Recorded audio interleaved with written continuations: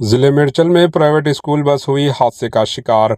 रियासती दारुल-हुकूमत हैदराबाद के मेडचल जिले में एक प्राइवेट स्कूल बस हादसे का शिकार हुई।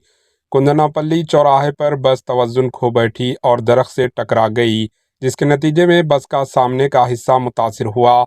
हादसे की इत्तला मिलने पर स्टूडेंट्स के वालिदैन में परेशानी का माहौल देखा गया। इस हादसे के वक्त बस में 40 से ज्यादा स्टूडेंट्स बस में सवार थे, जिन्हें मामूली चोटें आई है। Bureau report, HN news.